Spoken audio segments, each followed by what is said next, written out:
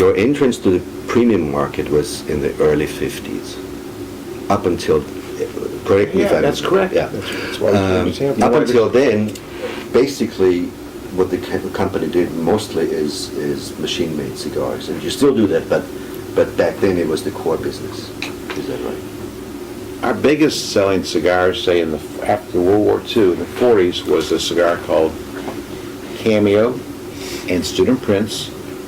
Both sold for a nickel. Nickel sounds pretty cheap these days, but that was the standard cigar after World War II.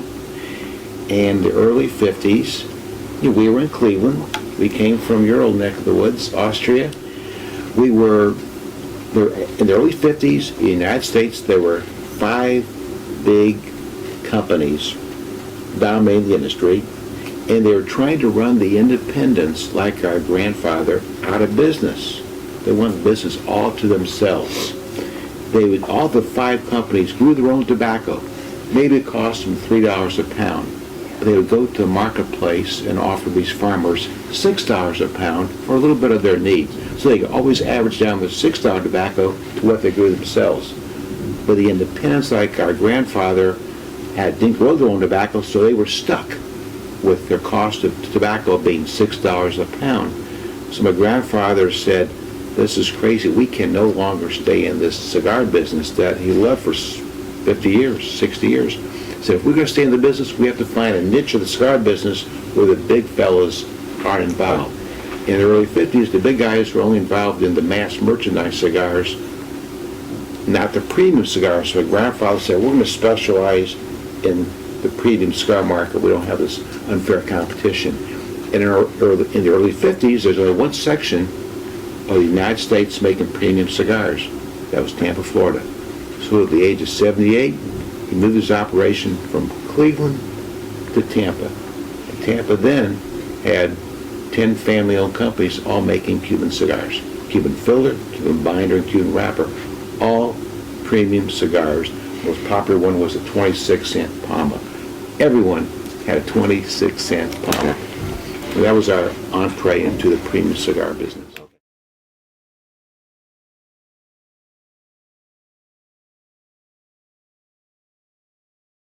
A month after our leveraged buyout,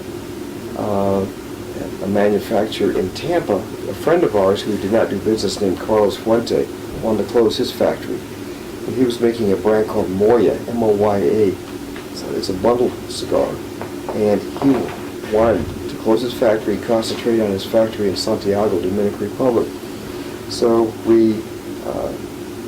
he got together with my dad and us. We couldn't make any money on it, but we said, "Look, we'll do it." But we've been out of the hand cigar making business.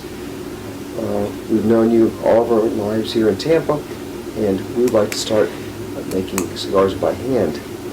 And so we picked a brand that had been dormant for years called La Unica. And Carlos Fuente Sr. picked the sizes, and he and Dad and Carlito did the blend, and the thing, it took off. It was the first bundle cigar that wasn't a second. Because bundles in the United States at the time Used to be only were seconds or rejects or irregulars or whatever. And once, after 2 years, we converted all of our Cuesta Rey production, which we're making here, about 40,000 cigars a day. In our history, every 10, 20 years, we've had a real hurdle, challenge we had to overcome. In the 1920s, Cleveland one time had 300 cigar factories. By 1920, there's only 2 left. And the business got to be difficult.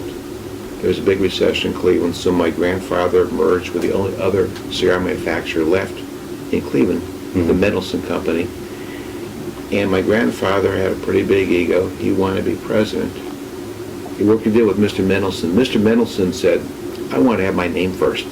My grandfather said, "Okay," so we went to Mendelsohn Newman. He got his name first. My grandfather got to be president.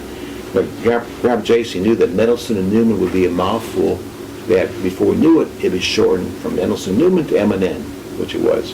So it became M&N in 1927 when they merged. And our grandfather brought out Mr. Mendelsohn in 1938.